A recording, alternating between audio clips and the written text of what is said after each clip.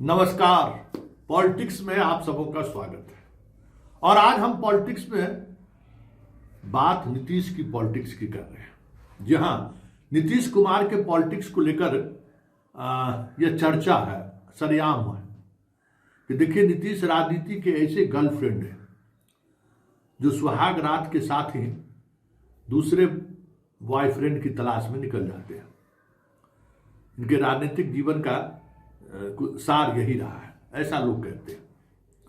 और कई मौके पर ऐसा देखा भी गया है कि जिस दिन ये जिसके साथ सरकार बनाते हैं ना, ठीक उसके 24 घंटे के अंदर ही एक लकीर खींच देते हैं कि भाई हम दूसरे बॉयफ्रेंड के भी तलाश में जुट गए हैं। इस बार भी कुछ ऐसा ही दिख रहा है। पहले दिन ही जिस दिन मात्र 8 विधायक मंत्री के रूप में शपथ लिया था जदयू की तरफ से, थोड़ा थोड़ा मेरा एंटीना खड़ा होना शुरू हो गया था कि ये क्या मतलब है। 15 मंत्रालय मिला है इनको और उसमें मात्र 8 बीजेपी को 17 मिला, 15 वो शपथ कर ले लिया, बाकी सबको जो जो हिस्से में आया सभी लोग ले लिए। ये फिर क्या माजरा है। तो उस दिन अगर कुछ इस तरीके की चर्चा होती तो फिर होता कि भाई देखिए संतोष जी जो है सो शुरू कर दिए, खेला हो गए। तो इंतजार कर रहे थे कि कहीं से कोई संकेत आए। तो संकेत ओवैसी की तरफ से आया। ओवैसी ने जो कुछ भी कहा है उसके 2 महीने। पहला ये कि कहीं न कहीं उनको डर है कि उनका विधायक टूट जाएगा। दूसरा ये कि इस तरीके के बयान देके उन्होंने बीजेपी को एक थ्रेट कर दिया है कि भाई हम नीतीश के साथ हैं तो सोच लो। वैसे नीतीश की राजनीति को जहां तक लोग समझते हैं, बिना कह सकते हैं कि एकदम कैलकुलेटिव वे में वो आगे बढ़ते, एकदम कैलकुलेशन करके आगे बढ़ते, तब वो बिसात बिछाते हैं। तो आखिर ओवैसी का ये कहने का मतलब और 7 मंत्री पद का खाली रखना संकेत क्या है। बात ओवैसी से होगी तो फिर सीमांचल को भी विशेष इकोनॉमिक जोन घोषित करके कुछ होनी शुरू हो जाएगी। 1-2 मंत्री भी हो जाएगा।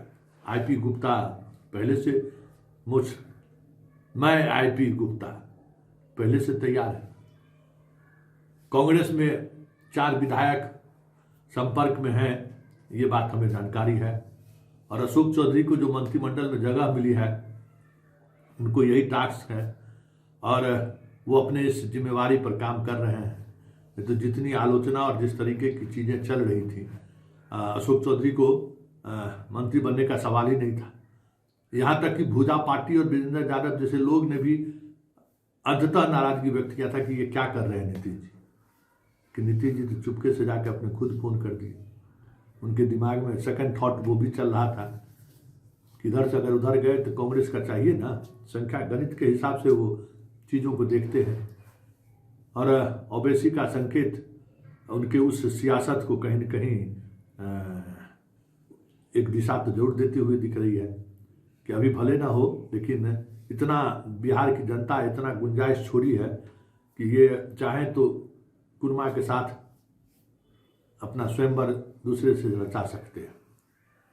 तो जरा ओवैसी को पहले सुनिए कि ओवैसी ने कहा क्या है, क्योंकि ओवैसी ने इशारों में बहुत सारी बातें कह दी हैं जो संकेत है कि या तो आप तोड़ने के मनसा बना रहे हैं तो हम आपको ये विकल्प दे रहे हैं, इसमें कम आपको ब्लैकमेल होना पड़ेगा, सबको मंत्री नहीं बनाना पड़ेगा, और नहीं तो फिर अपना तय कर लीजिए।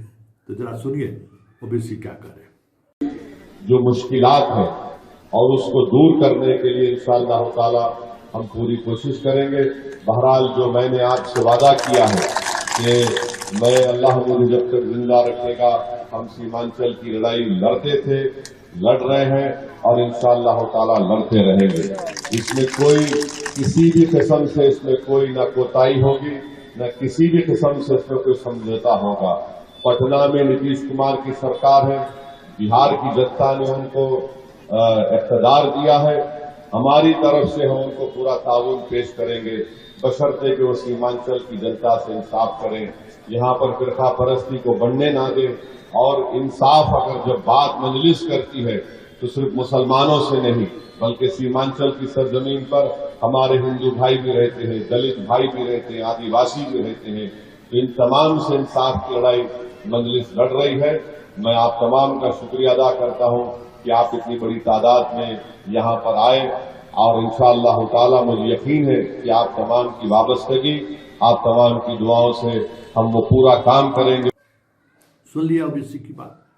अब खबर यह है कि आईपी गुप्ता भी नीतीश के मंत्री के संपर्क में, उस खेमे से जो खेमा अब बीजेपी से दूरी बनाने के लिए बिसात बिछानी शुरू कर दी। देखिए, नीतीश के दरबार में दो तरह का खेमा है। जो समय समय पर जिसकी उपयोगिता जैसी होती है उसको उतना महत्व मिलता है। जब तक बीजेपी के साथ हैं, संजय झा की उपयोगिता बनी हुई है, नंबर 1 में है। अब इनको बीजेपी से मन भर रहा है, अब सोचते हैं कि कोई दूसरा विकल्प भी तैयार करें तो आने वाले समय में अशोक चौधरी जैसे लोग आपको फ्रंट सीट पर दिखाई देते तो कोई बड़ी बात नहीं होगी। तो खबर यह है कि आईपी गुप्ता से जो है सो मोल भाव चल रहा है। रिजर्वेशन तो अपनी जगह पर है, बाकी चीजें जो है सेटल होने की स्थिति में। बड़ी पार्टी के साथ कोई जाने को बिहार में तैयार नहीं है। उपेंद्र कुशवाहा का भी दिल डोल रहा है। मांझी और ये दोनों जो कर लें, लेकिन उपेंद्र कुशवाहा का भी दिल डोल रहा है कि इधर रहने से भी हम राज्यसभा जा ही सकते हैं, इधर रहने से मेरा बेटा मंत्री और विधान परिषद का एक्सटेंशन मिल ही सकता है, तो कोई दिक्कत नहीं है। इधर रहने में भी दिक्कत नहीं है और कहने के लिए वो विचारधारा वाली बात भी हो जाएगी और बेटा को पंचायती राज से बढ़िया विभाग भी मिल जाएगा। तो इस तरीके की सोच वाले लोग भी हैं। तो वहाँ अब आप समझ लीजिए कि पहले तो नीतीश की कोशिश ये है कि हम सबसे बड़ा दल हैं और सबसे बड़ा दल के लिए 5 का तो समर्थन इनको मिल गया, तो 89 हो गया, बराबरी में आ गए। आईपी गुप्ता हो गए तो 90 हो गए, 4 इधर से आ जाएंगे तो 94 हो जाएंगे। मतलब 94 का वो व्यवस्था करते हुए दिख रहे हैं कि 94 विधायक तो हो गया, तो बाकी जो विधायक हैं कांग्रेस के 6 में से 4, जो खबर आ रही है कि 4 विधायक कहीं न कहीं सेटल होने की स्थिति में है। लेकिन इस बार कांग्रेस को तोड़ने से पहले जरा गणित भाग मिला लेना चाहते हैं, क्योंकि कांग्रेस अभी तोड़ने का वो फायदा नहीं है जो फायदा पाला बदलने के बाद है।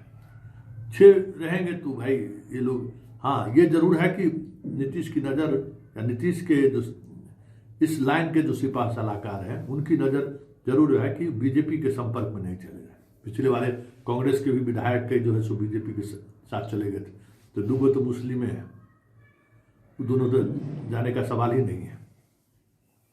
तो बच गए हिंदू भाई। अब हिंदू भाई बीजेपी में जाएंगे तो कैसे जाएंगे? पिछले बार बाकी जो लोग गए थे उसकी सदस्यता इसलिए नहीं गई थी कि वक्त कम था, इसमें तो बहुत वक्त है। कितना दिन तक आप फैसला नहीं लीजिएगा, लोग हाई कोर्ट सुप्रीम कोर्ट चल जाएगा। खैर सवाल वो नहीं है, सवाल ये है कि कांग्रेस को तोड़ने की जिन्हें जिम्मेवारी दी गई है, कांग्रेस को जिस तरीके से टारगेट लिया जा रहा है, तो 6 विधायक में तो 2 विधायक राहुल गांधी के इस लाइन के हैं, लेकिन लोग कहता है कि भाई वो दोनों नहीं जाएगा। एक वहाँ जो इसको हराया है मनीष कश्यप वाले कॉन्स्टिट्यूंसी में जो बीजेपी को उम्मीदवार को हराया है, वो एक वहाँ है वाल्मीकि नगर। ये दोनों जिस सामाजिक समीकरण से आते हैं उस समय सामाजिक समीकरण में कहना मुश्किल है, लेकिन कांग्रेस का है कि नहीं दोनों तो नहीं जा सकता है। बाकी बचे 4, तो एक तो नीतीश कुमार के पार्टी में पहले से थे मनोहरपुर वाले, तो उनको असहजता नहीं है। बच गए 2 किशनगंज वाले और अररिया वाले, तो इन दोनों में थोड़ा मुश्किल है, लेकिन नीतीश के साथ आने में वो सुलभ है। तो ये सारी गणित बिछाई जा रही है, फिलहाल तो नहीं, लेकिन आने वाले समय में बीजेपी जिस तरीके से सरकार पर दबाव बनाने की कोशिश कर रही है गृह मंत्रालय लेने के बाद, तो इस तरीके के संकेत देना नीतीश शुरू कर दे तो कोई बड़ी बात नहीं।